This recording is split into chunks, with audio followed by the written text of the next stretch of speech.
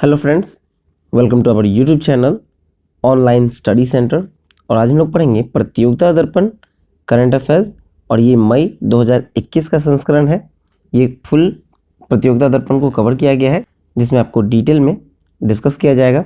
तो चलिए शुरू करते हैं। शुरुआत करते हैं राष्ट्रीय घटनाक्रम में। जो पहला टॉपिक है, केन बेतवा लिंक परियोजना हेतु मध्य प्रदेश और उत्तर प्रदेश की सरकार के बीच समझौता। तो देखिए, ये 22 मार्च 2021 को केन और बेतवा नदियों को जोड़ने के लिए उत्तर प्रदेश और मध्य प्रदेश की सरकार तथा केंद्र सरकार की जल शक्ति मंत्रालय के बीच ये सहमति ज्ञापन पर हस्ताक्षर किया गया है। मतलब एक MOU पर साइन किया गया है, जैसे कहते हैं मेमोरेंडम ऑफ अंडरस्टैंडिंग। देखा जाए तो ये पूर्व प्रधानमंत्री स्वर्गीय अटल बिहारी वाजपेयी की नदी जोड़ो परिकल्पना को व्यवहारिकता प्रदान करने की दिशा में एक बड़ा कदम है। ठीक है। और इस परियोजना के तहत मध्य प्रदेश में दौधन बांध का निर्माण करके केन नदी से उत्तर प्रदेश में बेतवा नदी में जल का अंतरण करना है। ठीक है। मतलब मध्य प्रदेश में एक दौधन बांध का निर्माण होगा और उससे जो केन नदी का पानी है उसको उत्तर प्रदेश के बेतवा नदी में ट्रांसफ़र किया जाएगा। ठीक है। और इसके लिए 221 किलोमीटर लंबी लिंक चैनल दौधन निकाली जाएगी। इससे 10.62 लाख हेक्टेयर क्षेत्र में सिंचाई के लिए पूरे वर्ष पानी उपलब्ध हो सकेगा और 62 लाख लोगों को पेयजल की आपूर्ति तथा 103 मेगावाट विद्युत का उत्पादन भी किया जा सकेगा। ठीक है। देखिए, ये देश की एक पहली ऐसी नदी जोड़ो परियोजना है जिसके जरिए उत्तर प्रदेश के महोबा, हमीरपुर और झांसी में पहले से बने हुए बांध में भी पानी उपलब्ध किया जाएगा। ठीक है। चलिए नेक्स्ट टॉपिक देखते हैं। नेक्स्ट टॉपिक है आज़ादी का अमृत महोत्सव 75 सप्ताह के महोत्सव का शुभारंभ। तो देखिए, ये महोत्सव जो है वो 12 मार्च से 75 सप्ताह के लिए मनाया जाएगा, यानी कि 12 मार्च 2021 से 15 अगस्त 2023 तक। ठीक है। इसकी शुरुआत जो है वो नरेंद्र मोदी ने 12 मार्च को अहमदाबाद के साबरमती आश्रम से पद यात्रा को हरी झंडी दिखाकर की। ये देश का जो है एक्चुअली देश की जो स्वतंत्रता के जो 75 वर्ष पूर्ण हुए हैं उसके अवसर पर एक उल्लासपूर्ण तरीके से मनाने के लिए 75 सप्ताह का अमृत महोत्सव का शुभारंभ किया गया है। ठीक है। और देखिए, ये आज़ादी का जो अमृत महोत्सव है, जिसे इंडिया एट 75 कहा जाता है, उसके 5 मुख्य स्तंभ हैं। ठीक है। ये 5 स्तंभ पर ये फोकस किया गया है। पहला है आपको स्वतंत्रता संग्राम, जिसको अंग्रेजी में कहा जाए तो फ्रीडम स्ट्रगल। फिर है 75 पर विचार, यानी कि आइडियाज़ एट 75। फिर है 75 पर उपलब्धियाँ, मतलब अचीवमेंट्स एट 75। फिर है 75 पर कार्रवाइयाँ, मतलब एक्शंस एट 75। और फिर है 75 पर संकल्प, मतलब रिजॉल्व्स एट 75। ये 5 स्तंभ पर ये फोकस किया गया है आज़ादी के अमृत महोत्सव को। यहाँ कुछ अन्य कार्य भी हैं इसमें कार्यक्रम, जिसमें से कि वोकल फॉर लोकल को बढ़ावा देना, फिर इंडिया एट 75 की एक वेबसाइट लॉन्च और अमृत महोत्सव पर एक लघु फिल्म का प्रदर्शन भी शामिल है। ठीक है। चलिए नेक्स्ट टॉपिक देखते हैं। नेक्स्ट टॉपिक है जल शक्ति अभियान catch the rain. Catch the rain आपका अभियान है जो कि 22 मार्च 2021 को विश्व जल संरक्षण दिवस के अवसर पर जल संरक्षण की दिशा में एक और पहल करते हुए जल शक्ति अभियान कैच द रेन की शुरुआत की गई और ये प्रधानमंत्री नरेंद्र मोदी के द्वारा की गई। प्रधानमंत्री मोदी ने कहा कि देश में वर्षा के जल का जो बड़ा हिस्सा बर्बाद होता है, इस जल को संरक्षित करने में भूमिगत जल पर निर्भरता कम होगी और जल संकट की चुनौतियों से निपटा जा सकेगा। देखा जाए तो वर्षा की जो बूंदों को सहेजने के लिए जो मानसून के पहले अगले 100 दिन हर गांव में जल संरक्षण की तैयारियों को समर्पित करने होंगे। ये अभियान जो है वो 22 मार्च से 30 नवंबर 2021 तक चलाया जाएगा। ठीक है। चलिए नेक्स्ट टॉपिक देखते हैं। नेक्स्ट है मैरीटाइम इंडिया समिट 2021। तो देखिए, ये जो मैरीटाइम इंडिया समिट है वो 2 से 4 मार्च को संपन्न हुआ है और इसके अगले दशक के लिए भारत में समुद्री क्षेत्र के लिए एक रोड मैप की संकल्पना की गई है। भारत को वैश्विक समुद्री क्षेत्र में आगे बढ़ाने के लिए मैरीटाइम इंडिया शिखर सम्मेलन का आयोजन भारत के पतन, पोत परिवहन एवं जलमार्ग मंत्रालय के द्वारा किया गया। देखिए, इस अवसर पर मैरीटाइम इंडिया विजन 2030 का एक ई-बुक भी लॉन्च किया गया और बताया गया कि भारत की जो बंदरगाह है, प्रमुख बंदरगाह, जिसकी क्षमता 2014 में 870 मिलियन टन थी, उसको बढ़ाकर अब 1550 मिलियन टन की गई। क्यों की गई? तो देखा जाए तो वैश्विक निवेशकों को भारत आने का निमंत्रण देते हुए उन्होंने कहा कि भारत के लंबे समुद्री तट उनकी प्रतीक्षा कर रहे हैं। ठीक है, और 4 मार्च को मैरीटाइम इंडिया शिखर सम्मेलन जो है वो चबहार दिवस के रूप में मनाया गया। चलिए नेक्स्ट देखते हैं। नेक्स्ट टॉपिक है PSLV C-51 के द्वारा ब्राजील की एमेजोनिया 1 सहित 19 उपग्रहों को एक साथ प्रक्षेपण किया गया। तो देखिए ये 28 फरवरी को किया गया है आंध्र प्रदेश के श्रीहरिकोटा स्थित सतीश धवन अंतरिक्ष केंद्र से। और इसरो का ये वाणिज्यिक कार्यक्रम जो है वो न्यू स्पेस इंडिया लिमिटेड, जिसे NSIL कहा जाता है, उसका फुल फॉर्म है। ठीक है, तो एक व्यावसायिक मिशन था। देखा जाए तो ब्राज़ील का 637 किलोग्राम का एक अर्थ ऑब्जर्वेशन सैटेलाइट एमेजोनिया 1 और उसके साथ 19 अन्य उपग्रह को प्रक्षेपण किया गया है। 19 में से देखा जाए तो 13 अमेरिका के उपग्रह थे और 5 भारत के छोटे उपग्रह थे। इसमें DRDO के युवा वैज्ञानिक के द्वारा विकसित जो सिंधु नेत्र है उसको भी शामिल किया गया और भारतीय उपग्रहों की स्पेस किड्स इंडिया द्वारा निर्मित सतीश धवन सैटेलाइट यानी SDSat भी इसमें शामिल था। ठीक है, चलिए नेक्स्ट देखते हैं। नेक्स्ट टॉपिक है उत्तराखंड में भाजपा सरकार के नेतृत्व में परिवर्तन। तो देखिए ये 10 मार्च को उत्तराखंड के नए मुख्यमंत्री तीरथ सिंह रावत ने राजधानी देहरादून में राजभवन में पद की गोपनीयता की शपथ दिलाई गई। अब देखा जाए तो 9 मार्च को त्रिवेंद्र सिंह रावत ने मुख्यमंत्री पद की त्यागपत्र दी थी। क्यों दी थी? तो त्रिवेंद्र सिंह रावत के विरुद्ध पार्टी में उभर रहे जो मतभेद थे उसके वजह से पार्टी संगठन को यह आशंका हुआ कि इनके नेतृत्व में जो मुख्यमंत्री रहते हुए आगामी चुनाव में जीतना बहुत मुश्किल हो जाएगा और इसमें पार्टी काफ़ी मुश्किलों का सामना कर सकती है। इसलिए उन्होंने त्यागपत्र दे दिया और तीरथ सिंह रावत को बनाया गया मुख्यमंत्री, जो कि गढ़वाल के भाजपा सांसद हैं। ठीक है, और उत्तराखंड के जो राज्यपाल हैं वो हैं बेबी रानी मौर्य। ठीक है, चलिए नेक्स्ट टॉपिक देखते हैं। नेक्स्ट टॉपिक है कि हरियाणा में मुख्यमंत्री खट्टर के नेतृत्व वाले भाजपा जसपा गठबंधन सरकार के विरुद्ध अविश्वास प्रस्ताव खारिज। तो ये देखिए बजट सत्र के दौरान बजट प्रस्तुत होने से 2 दिन पूर्व 10 मार्च को विधानसभा में अविश्वास प्रस्ताव कांग्रेस ने प्रस्तुत किया था, लेकिन यह अविश्वास प्रस्ताव जो है वो 55 और 32 के बड़े मतांतर से गिर गया। चलिए नेक्स्ट टॉपिक देखते हैं। नेक्स्ट टॉपिक है भारत पाकिस्तान के सिंधु जल आयोग की 116वीं बैठक नई दिल्ली में संपन्न हुई। तो ये 23 से 24 मार्च को भारत और पाकिस्तान के बीच जो सिंधु जल बंटवारा है उसके मामले में संबंधित संयुक्त आयोग, जिसे कहते हैं परमानेंट इंडस कमीशन यानी PIC, की 2 दिवसीय बैठक नई दिल्ली में संपन्न हुई। पाकिस्तान ने कश्मीर के किश्तवाड़ जिले में एक चिनाब नदी की सहायक नदी मरुसुदूर पर भारत की प्रस्तावित जो 1000 मेगावाट की पाकल डल जल विद्युत परियोजना है और किश्तवाड़ और डोडा जिले में 48 मेगावाट की लोअर कलनाई जल विद्युत परियोजना सहित विभिन्न मुद्दों पर चर्चा की गई। इन क्षेत्रों में निर्माणाधीन अन्य परियोजनाओं के संबंधित में जानकारियां भी पाकिस्तान ने इस बैठक में प्राप्त की हैं। ठीक है, चलिए नेक्स्ट देखते हैं। नेक्स्ट टॉपिक है कि फ्रांस से 3 अन्य राफेल विमान का खेप भारत पहुंचा। तो देखिए ये 31 मार्च को 3 अन्य राफेल विमान गुजरात के जामनगर वायुसेना केंद्र पर लैंड किया है। 7 अन्य विमान यानी राफेल अप्रैल 2021 में प्राप्त होने की संभावना है। इसकी जो निर्माता कंपनी है वो है डसाल्ट एविएशन, ये फ्रांस की कंपनी है। ठीक है, भारत को अब तक कुल 14 प्राप्त हो चुके हैं राफेल और 36 प्राप्त होने थे कुल, जिसका डील किया गया था और ये 2023 तक कंप्लीट भारत को प्राप्त हो जाएंगे। देखिए पहला खेप जो आया था वो 29 जुलाई को आया था 5 विमान का, फिर 30 नवंबर को 3 विमान का और 27 नवंबर को 3 विमान का और उसके बाद 31 मार्च को 3 विमान का, यानी कुल 14 विमान भारत को मिल चुके हैं। ठीक है, भारत में राफेल विमान का जो पहला है स्क्वाड्रन अंबाला में तैनात किया गया है और दूसरा स्क्वाड्रन पश्चिम बंगाल में हसीमारा वायु सैनिक केंद्र पर तैनात की जाने की संभावना है। देखिए ये जो विमान उड़ा था फ्रांस से वो डायरेक्ट भारत लैंड किया। ठीक है, बीच में कहीं नहीं रुका। हाँ, लेकिन एक जगह UAE के थ्रू इसे air to air fuel fill किया गया था। ठीक है, चलिए अब नेक्स्ट टॉपिक देखते हैं।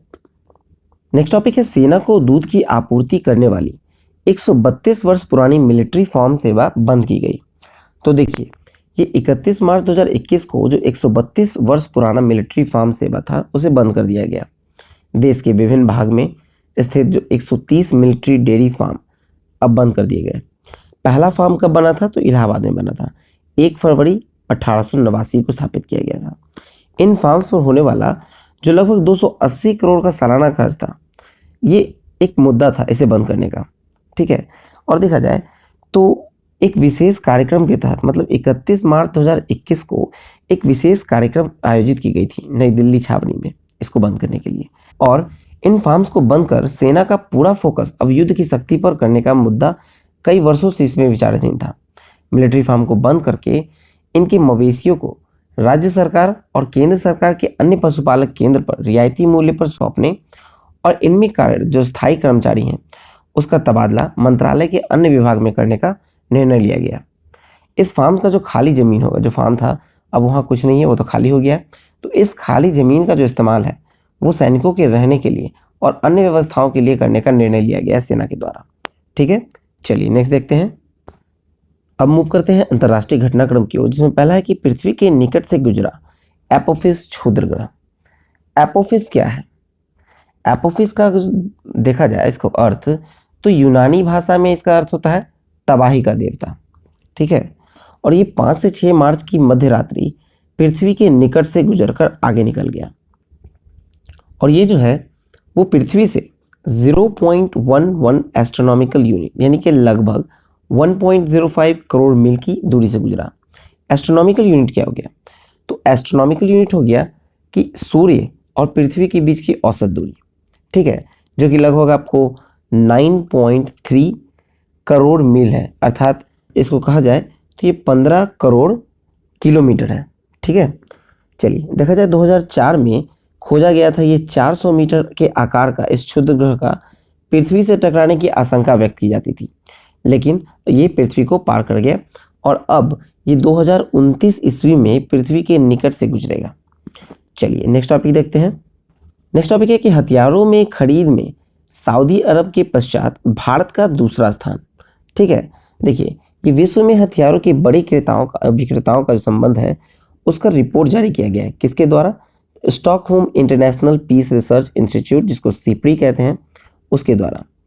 चलिए यहाँ देखा जाए पहला लिस्ट, तो इसमें दिया हुआ है कि 2016 से लेकर 2020 के दौरान हथियारों के बड़े निर्यातक राष्ट्र और उनके प्रमुख क्रेता। तो निर्यातक राष्ट्र में देखा जाए तो जो आपको 2016 से 20 में देखा जाए, ठीक है, पहले हम लोग 2016 से 20 में देखते हैं, तो इसमें आपको सबसे पहला आएगा अमेरिका, सबसे ज़्यादा निर्यात करने वाला, ये कुल 37% का निर्यात किया है, ठीक है। और सबसे अधिक इसमें सऊदी अरब ने इसे खरीदा है 24%, ऑस्ट्रेलिया ने दूसरे स्थान पर है और फिर तीसरे स्थान पर दक्षिण कोरिया, ठीक है। ये अमेरिका से खरीदने वाले हैं और अमेरिका ने कुल 37% निर्यात किया है। अब देखा जाए दूसरे स्थान पे है रूस 20% के साथ, फिर फ्रांस है आपको 8.2% के साथ और जर्मनी है आपको चौथे स्थान पर 5.2% के साथ, ठीक है। अब देखिए रूस से सबसे अधिक खरीदने वाला कौन है? तो भारत है 23%, फिर चीन 18% और अल्जीरिया 15%। फ्रांस से भी सबसे अधिक खरीदने वाला कौन है? तो भारत है 21%, मिस्र 20% और कतर 18%। चलिए ये तो लिस्ट हुआ, इसमें एक इजराइल है 8वें स्थान पर, ये भी 3% जो है हथियार को निर्यात करता है और इससे भी सबसे अधिक जो खरीदता है वो भारत खरीदता है, कुल 43%। चलिए नेक्स्ट देखें इसमें। और नेक्स्ट है कि 2016 से 20 के दौरान जो हथियार के प्रमुख आयातक राष्ट्र हैं उनका प्रमुख आपूर्तिकर्ता कौन कौन है? तो सबसे ज़्यादा आयात करता है सऊदी अरब, कुल 11%, ये सबसे अधिक खरीदता है अमेरिका से 79% और फिर ब्रिटेन से 9.3% और फ्रांस से 4%। दूसरे स्थान पे आ गया भारत 9.5% के साथ, ठीक है, मतलब सबसे अधिक हथियार खरीदने में भारत जो है वो दूसरे स्थान पे है। फिर आपको मिस्र तीसरे स्थान पे है। चलिए भारत का देखा जाए, मतलब सबसे अधिक हथियार खरीदने में भारत दूसरे स्थान पे है, जिसमें रूस से 49% भारत खरीदता है, फ्रांस से 18% और इजराइल से 13%। फिर मिस्र तीसरे स्थान पर है, मतलब मिस्र सबसे अधिक हथियार खरीदने में तीसरे स्थान पर आता है, ऑस्ट्रेलिया चौथे स्थान पर, चीन 5वें स्थान पर। चलिए नेक्स्ट देखते हैं। नेक्स्ट टॉपिक है क्वाड की पहली शिखर वार्ता वर्चुअल तरीके से संपन्न। क्वाड का फुल फॉर्म हो गया क्वाड्रिलेटरल सिक्योरिटी डायलॉग। तो ये 12 मार्च 2021 को भारत, अमेरिका, जापान और ऑस्ट्रेलिया के बीच क्वाड चतुर्भुज गठबंधन का पहला शिखर सम्मेलन जो है वो बैठक जो है वो वर्चुअल रूप से संपन्न हुआ। बैठक के बाद जारी जो संयुक्त बयान में पहला बिंदु यह रहा कि चारों देश हिंद प्रशांत क्षेत्र में मुक्त, खुला और सभी के लिए समान अवसर वाला लोकतांत्रिक मूल्यों पर आधारित किसी भी तरह के दबाव से रहित बनाने की कोशिश करेंगे। ठीक है। और कोरोना वैक्सीन बनाने, अत्याधुनिक संवेदनशील तकनीकी के इस्तेमाल और जलवायु परिवर्तन की जो चुनौतियां हैं उससे निपटने को लेकर 3 अलग अलग विशेषज्ञ समूह बनाने का फैसला भी शिखर वार्ता में किया गया है। चलिए नेक्स्ट देखते हैं। नेक्स्ट है कि संयुक्त राष्ट्र मानवाधिकार परिषद में श्रीलंका के विरुद्ध लाए गए प्रस्ताव में भारत ने अनुपस्थिति दर्ज की। देखिए, श्रीलंका को गृह युद्ध के दौरान किए गए दमन, मानवाधिकारों के उल्लंघन के लिए युद्ध अपराधों का दोषी होने का आरोप लगाया गया। 47 सदस्यीय परिषद में 23 मार्च को इस पे हुए मतदान में 22 सदस्यों का इसका समर्थन किया गया, जबकि चीन और 11 अन्य जो हैं वो इसके विरोध में मत दिए, जिससे प्रस्ताव जो है 22-11 के मतांतर से पारित किया गया। मतदान में अनुपस्थित रहने वाले भारत था, उसके साथ जापान था और 12 अन्य देश भी शामिल था। ठीक है, चलिए नेक्स्ट देखते हैं। नेक्स्ट है भारत स्वीडन आभासी शिखर वार्ता। तो देखिए 5 मार्च 2021 को भारत स्वीडन आभासी शिखर वार्ता संपन्न हुआ और स्वीडन के जो प्रधानमंत्री हैं वो स्टीफन लोफवेन है। ठीक है। स्वीडन के अंतर्राष्ट्रीय सौर गठबंधन में शामिल होने के फैसले की घोषणा स्वीडिश प्रधानमंत्री ने की। दोनों देशों को रेखांकित किया गया कि दोनों देशों के बीच लंबे समय से चल रहे जो घनिष्ठ संबंध है, जो लोकतंत्र, कानून के शासन, समानता, अभिव्यक्ति की स्वतंत्रता और मानवाधिकारों के प्रति सम्मान का साझा मूल्यों पर आधारित है। लीड इट जिसे कहते हैं leadership group for industry transition पर भी चर्चा वार्ता में हुई। इसकी बढ़ती हुई सदस्यता पर संतोष दोनों पक्षों ने व्यक्त किया। ठीक है, चलिए नेक्स्ट देखते हैं। नेक्स्ट टॉपिक है प्रधानमंत्री श्री नरेंद्र मोदी की बांग्लादेश यात्रा। तो देखिए, प्रधानमंत्री बांग्लादेश की यात्रा पर गए थे 26 और 27 मार्च को। बंगबंधु के जन्मशती वर्ष और साथ साथ बांग्लादेश की स्वतंत्रता के 50 वर्ष पूर्ण होने के अवसर पर आयोजित कार्यक्रम में भागीदारी की और 2 दिनों का ये यात्रा था। ठीक है। प्रधानमंत्री मोदी ने बंगबंधु बापू म्यूजियम का भी उद्घाटन किया। बंगबंधु शेख मुजीबुर रहमान के लिए घोषित जो वर्ष 2020 का गांधी शांति पुरस्कार है, उसे उनकी पुत्रियों को यानी शेख हसीना और शेख रेहाना को भेंट किया गया। शेख मुजीबुर रहमान की स्मृति में जो जारी सोने के और चांदी के सिक्के थे, उसमें एक एक सिक्का शेख हसीना ने, जो वहाँ के प्रधानमंत्री हैं, उन्होंने भारत के प्रधानमंत्री श्री नरेंद्र मोदी को भेंट किया। और साथ ही देखा जाए तो भारत की ओर से जो 109 एम्बुलेंसों के सांकेतिक चाबी और कोविड-19 के 12 लाख खुराक मोदी ने बांग्लादेश को प्रधानमंत्री को भेंट किया। पारस्परिक सहयोग की कई परियोजनाओं का उद्घाटन भी दोनों का वर्चुअल तरीके से किया गया। ठीक है। 3 बॉर्डर हाट के अतिरिक्त ढाका न्यू जलपाईगुड़ी के बीच नई यात्री ट्रेन जो है मिताली एक्सप्रेस शामिल है। चलिए देखते हैं नेक्स्ट है भारत और बांग्लादेश के बीच तीसरी यात्री रेलगाड़ी मिताली एक्सप्रेस।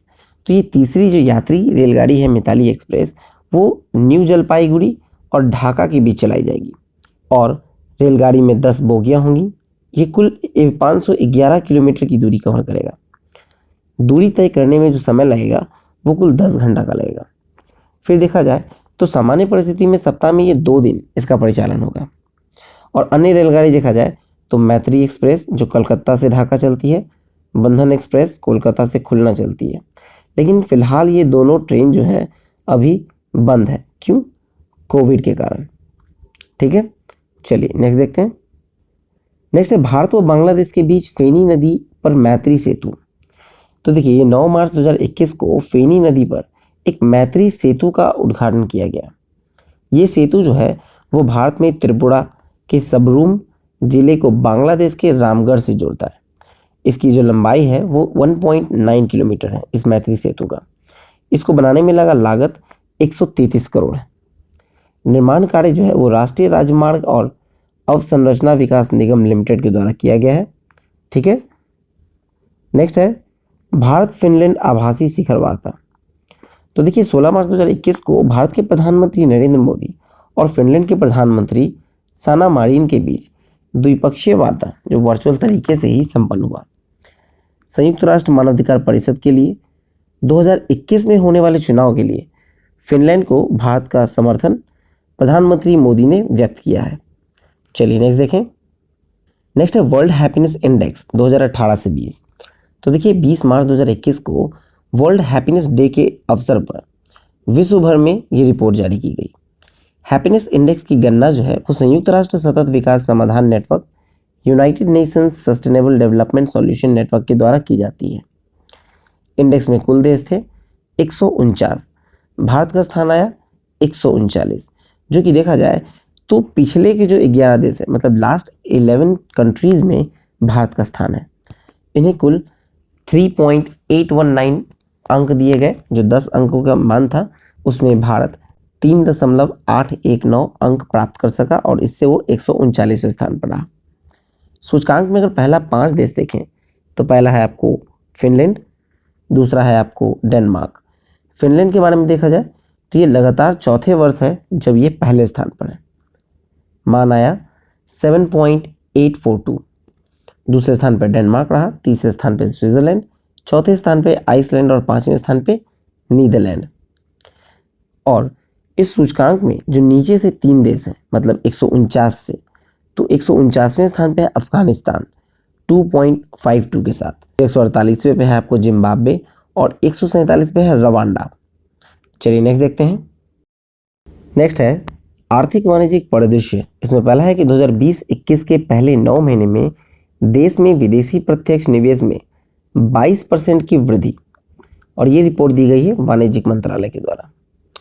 तो देखिए 4 मार्च 2021 को मंत्रालय की विज्ञप्ति में बताया गया कि अप्रैल से दिसंबर 2020, मतलब 2020-21 का पहला 9 महीना के दौरान कुल 67.54 अरब डॉलर का FDI देश में आया है।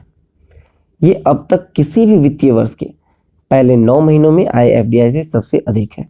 ठीक है, FDI का अंतर प्रवाह अगर देखा जाए इन कुल लास्ट 9 महीने में, यह है 55.14 अरब डॉलर, यानी कि इसमें 22% का वृद्धि हुआ है। फिर आपको इक्विटी के जरिए जो आने वाले FDI है उसमें वृद्धि देखा जाए तो वह है 40%। फिर इक्विटी के जरिए FDI का अंतर प्रवाह देखा जाए तो वह है 51.47 अरब डॉलर। ठीक है, चलिए नेक्स्ट देखते हैं।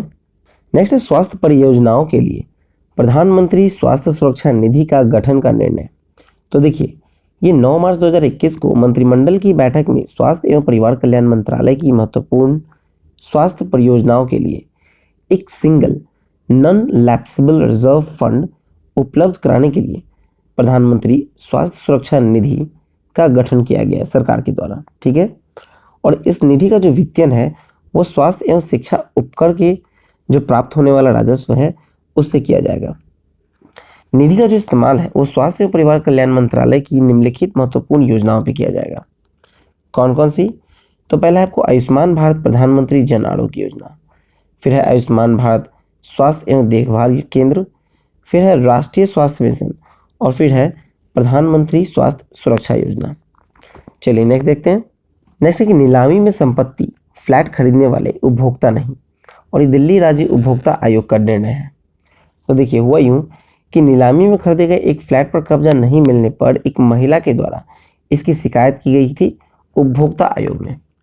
आयोग ने किसी बिल्डर से कोई फ्लैट या संपत्ति खरीदने वाला व्यक्ति तो उपभोक्ता की श्रेणी में आता है, लेकिन किसी नीलामी में फ्लैट या संबंधित जो संपत्ति खरीदने वाला व्यक्ति होगा वो उपभोक्ता की श्रेणी में नहीं माना जा सकता।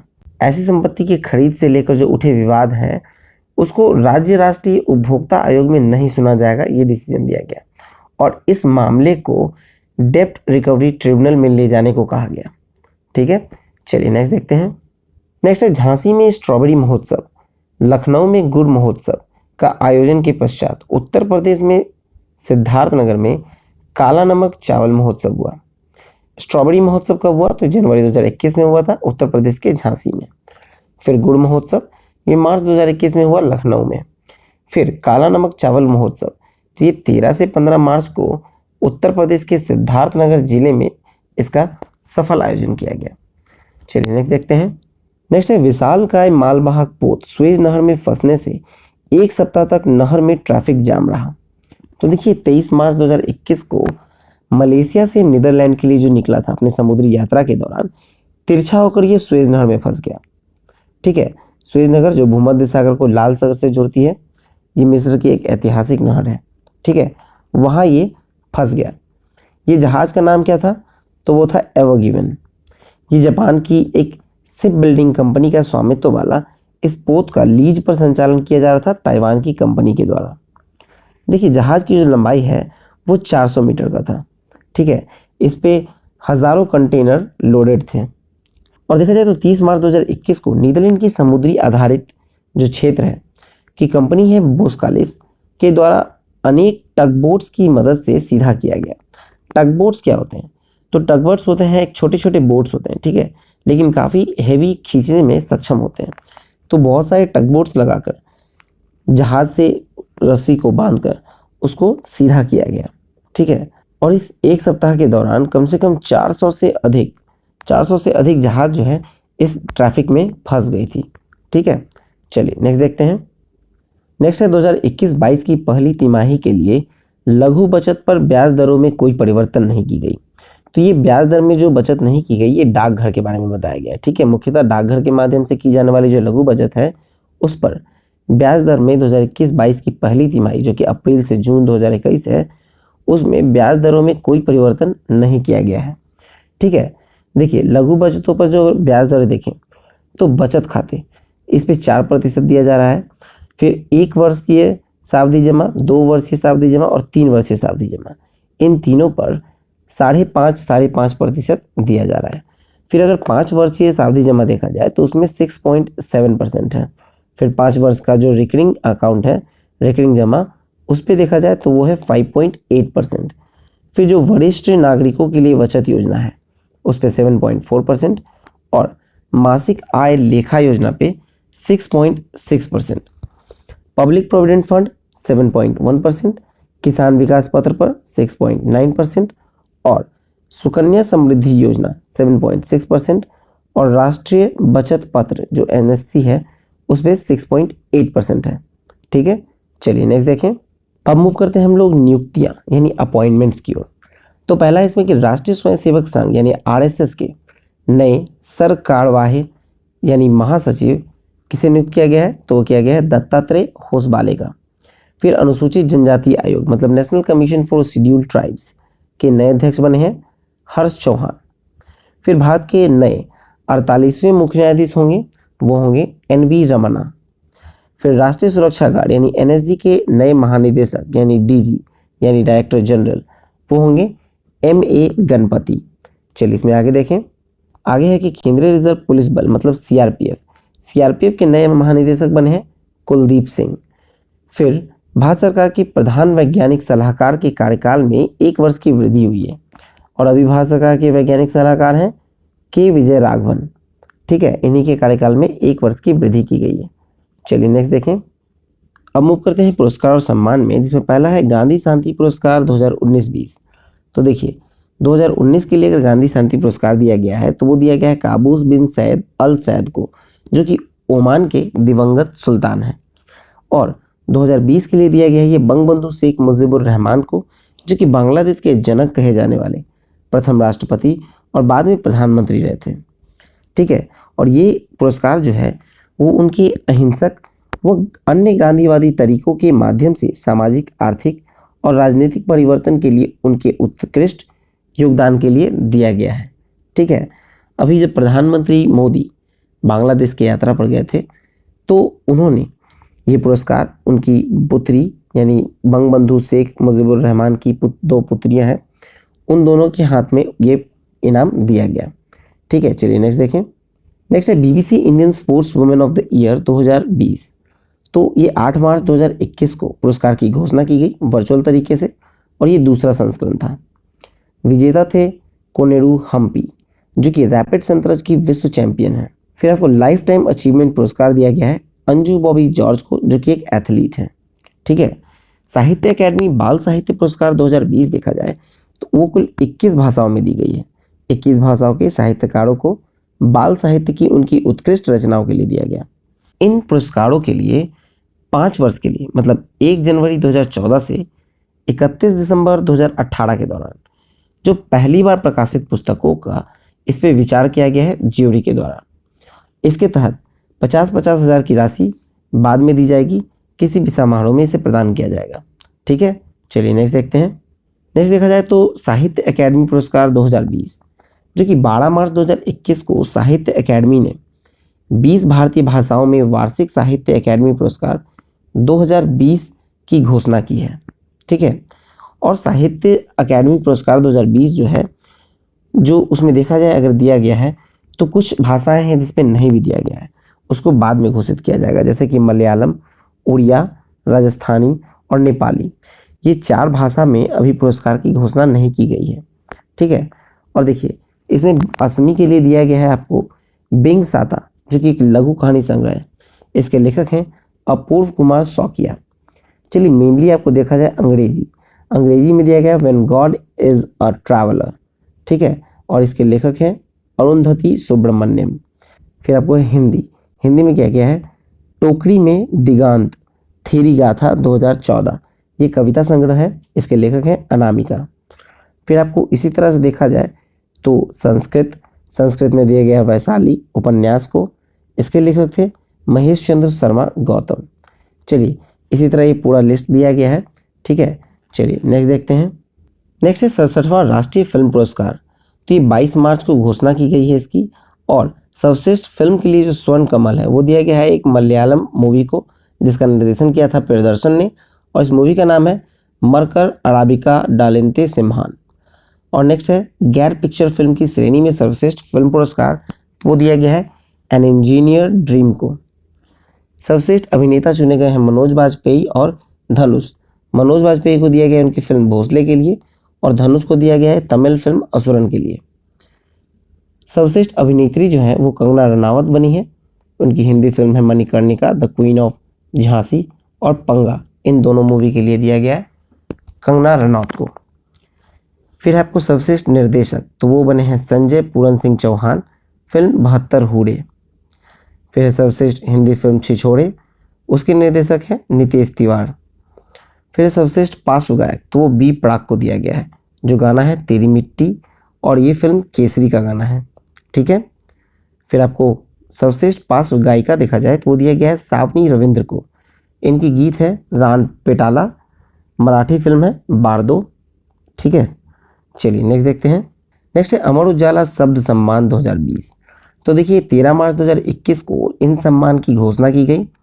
2 सर्वोच्च आकाशदीप सम्मान में से एक है हिंदी और दूसरा है किसी अन्य भाषा में। ठीक है, किसी अन्य भारतीय भाषा के लिए दिया गया है, जो कि सतत विशिष्ट रचनात्मक योगदान के लिए इसको 5-5 लाख रुपए का पुरस्कार राशि दिया गया है। हिंदी में दिया गया है आपको विश्वनाथ त्रिपाठी को, और हिंदोत्तर भाषा यानी कि बांग्ला के लिए दिया गया है शंख घोष को। फिर अन्य पुरस्कार में भी है कि वर्ष की श्रेष्ठ कृतियों के लिए छाप सम्मान में आपको कथा वर्ग में दिया गया है ईश मधु तलवार को, और कविता वर्ग में दिया गया है उदय प्रकाश को, कथेतर वर्ग में दिया गया है विष्णु नारायण को। ठीक है, चलिए इसमें है कि किसी लेखक की पहली श्रेष्ठ रचना के लिए थाप सम्मान अगर दिया गया है तो दिया गया है ललित कुमार को, विटामिन जिंदगी। ठीक है, अब चलिए नेक्स्ट देखें।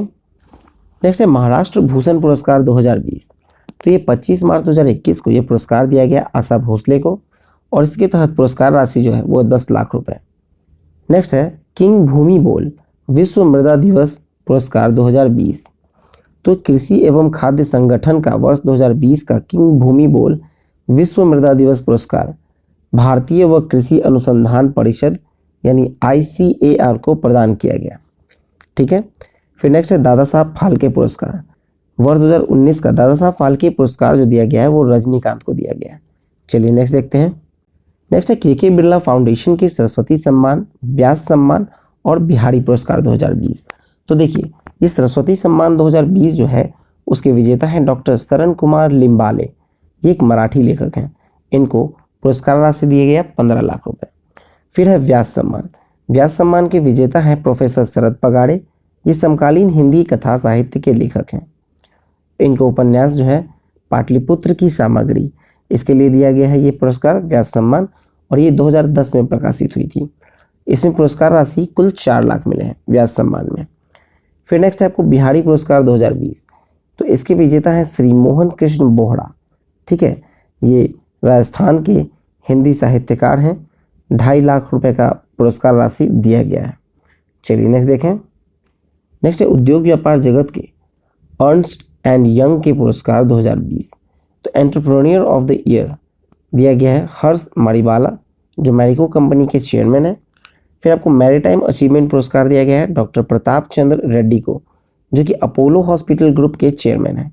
ठीक है, चलिए नेक्स्ट देखते हैं। नेक्स्ट है निधन। निधन में पहला है सागर सरहदी। ये एक बॉलीवुड के प्रसिद्ध पटकथा लेखक और संवाद लेखक और निर्देशक थे, जिनका 88 वर्ष की आयु में निधन हो गया। नेक्स्ट है जीवी रामकृष्ण। ये सेबी यानी कि securities and exchange board of India के पूर्व अध्यक्ष थे। सेबी को पूर्ण स्वायत्तता मिलने के पश्चात इसका पहला चेयरमैन इन्हें ही बनाया गया था और ये 91 ईयर्स के एज में इनका निधन हो गया। फिर ठीक है, नेक्स्ट है केसी चक्रवर्ती। केसी चक्रवर्ती जो थे वो भारतीय रिजर्व बैंक के पूर्व डिप्टी गवर्नर थे और 68 वर्ष की आयु में इनका निधन हो गया। चलिए नेक्स्ट देखें। नेक्स्ट है राजयोगिनी दादी हृदय मोहिनी। तो ये प्रजापति ब्रह्म कुमारी की मुख्य प्रशासक और राजयोगिनी दादी हृदय मोहिनी का 93 वर्ष की आयु में निधन हो गया। फिर है ओलिवर डसाल्ट। ओलिवर डसाल्ट जो है वो फ्रांस के अरबपति राजनेता का एक हेलीकॉप्टर दुर्घटना में निधन हो गया। चलिए नेक्स्ट देखते हैं। नेक्स्ट है पुस्तकें। पहला है how to avoid a climate disaster, जिसके लेखक हैं बिल गेट्स। फिर नेक्स्ट है turn a blind eye. Turn a blind eye जो पुस्तक है उसके लेखक हैं जेफरी आर्चर। चलिए नेक्स्ट देखते हैं। अब मूव करते हैं हम लोग विविध यानी मिसलेनियस ईयर, जिसमें पहला है डेजर्ट फ्लैग 6। ये 3 से 27 मार्च 2021 को यूएई के अल दाफड़ा वायु सैनिक केंद्र पर संयुक्त अरब अमीरात की वायुसेना की मेजबानी में संपन्न हुआ। अभ्यास में शामिल देश देखा जाए तो यह यूएई जो कि मेजबान था, अमेरिका, फ्रांस, सऊदी अरब, दक्षिण कोरिया, बहरीन और भारत इसमें शामिल था। भारत जो है वो पहली बार ही शामिल हुआ था डेजर्ट फ्लैग में। फिर नेक्स्ट है दस्तलिक 2। तो दस्तलिक 2 जो है वो 10 से 19 मार्च को हुआ उत्तराखंड में रानीखेत में, और ये दस्तलिक 2 जो है वो भारत और उज्बेकिस्तान के थल सेनाओं का एक संयुक्त अभ्यास था। चलिए नेक्स्ट देखें। नेक्स्ट है नई दिल्ली विश्व पुस्तक मेला 2021 वर्चुअल तरीके से संपन्न। ये 6 से 9 मार्च 2021 को वर्चुअल तरीके से 29वां नई दिल्ली विश्व पुस्तक मेला संपन्न हुआ।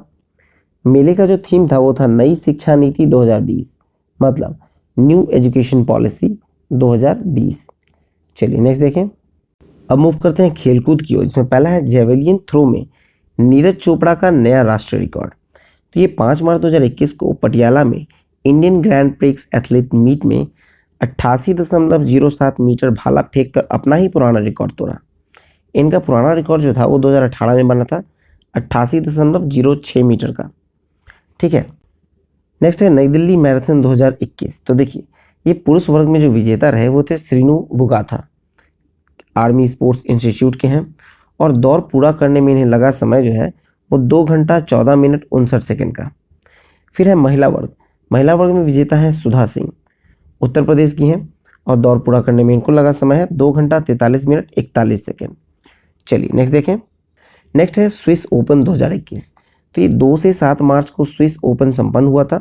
महिलाओं का एकल स्पर्धा है, इसमें विजेता हुई कैरोलिना मरीन और उप विजेता रही पीवी सिंधु। ठीक है, फिर है Saint Petersburg ladies tennis trophy 2021। तो ये 15 से 21 मार्च को 12वां सेंट पीटर्स लेडीज टूर्नामेंट हुआ। ठीक है, और इसमें एकल में जो विजेता रही वो है डारिया कसाटकीना रूस की, और उप विजेता रही मार्ग्रेटा गस्पर्यान रूस की। फिर युगल में जो विजेता है वो है नाडिया किचेनोक यूक्रेन की, और रलुका ओलरू रोमानिया की, और उप विजेता रही कैटलीन क्रिश्चियन और सबरीना सांता मारिया अमेरिका की। चलिए नेक्स्ट देखते हैं। नेक्स्ट है दुबई टेनिस चैंपियनशिप 2021।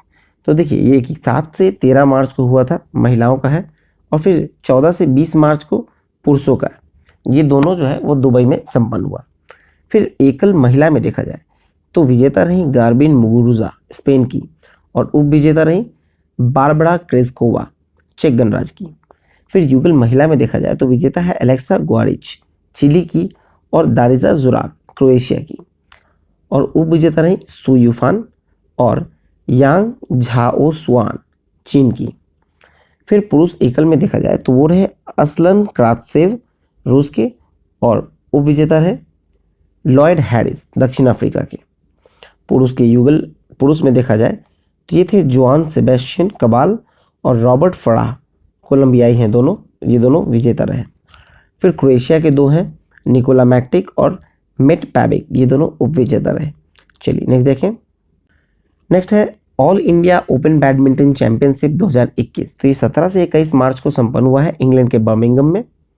एकल पुरुष विजेता है ली जी जिया, मलेशिया की है, और उपविजेता है विक्टर एक्सेल्सन डेनमार्क के। फिर महिला एकल में देखा जाए तो है नोजोमी ओकुहारा जापान के, और उपविजेता है पनपावी चोचुवोंग थाईलैंड के। फिर पुरुष युगल में देखा जाए तो यह है हिरोयुकी एंडो और यूता वतानाबे, दोनों जापान के हैं, और उपविजेता है ताकेशी कामुरा और कीगो सानोडा, दोनों जापान के हैं। फिर महिला युगल में देखा जाए तो है मयू मत्सुमोतो और वकाना नगाहारा, दोनों जापान के हैं, और उपविजेता है यूकी फुकुशिमा और साइका हिरोतो, ये भी दोनों जापान के हैं। फिर नेक्स्ट है मिश्रित युगल। मिश्रित युगल में देखा जाए तो यूता वतानाबे और अरीशा हिगाशिनो, दोनों जापान के हैं, और युंकी कानेको और मिशाकी मात्सुमो, ये दोनों भी जापान के हैं जो उपविजेता रहे। अगर इस पूरे विजेता में सिर्फ देखा जाए तो आपको सिर्फ पुरुष एकल को, जो कि मलेशिया के हैं ली जीजिया, उसको अगर छोड़ दिया जाए तो बाकी सभी कैटेगरी में जो विजेता हैं वो सभी जापान के हैं। ठीक है, चलिए नेक्स्ट देखते हैं। नेक्स्ट है भारत इंग्लैंड श्रृंखला 2020-21। तो ये फरवरी मार्च 2021 में खेला गया। टेस्ट श्रृंखला खेला गया जिसमें 4 मैच था। भारत ने 3-1 से जीत हासिल की। प्लेयर ऑफ द सीरीज चुने गए रविचंद्रन अश्विन। ठीक है, फिर T20 श्रृंखला, ये भी 5 मैच खेला गया इसमें, और इसमें भारत ने 3-2 से जीत हासिल की। प्लेयर ऑफ द सीरीज रहा विराट कोहली। फिर तीसरा रहा ODI श्रृंखला, ये भी 3 मैच का था, इसमें भारत 2-1 से विजेता रहा। प्लेयर ऑफ द सीरीज चुने गए जॉनी ब्रेस्टो, ये इंग्लैंड के खिलाड़ी है। चलिए नेक्स्ट देखें। नेक्स्ट है कि 18 से 22 जून 2021 को इंग्लैंड में साउथहैम्पटन में टेस्ट चैंपियनशिप फाइनल खेला जाएगा, और ये भारत और न्यूजीलैंड के बीच खेला जाएगा।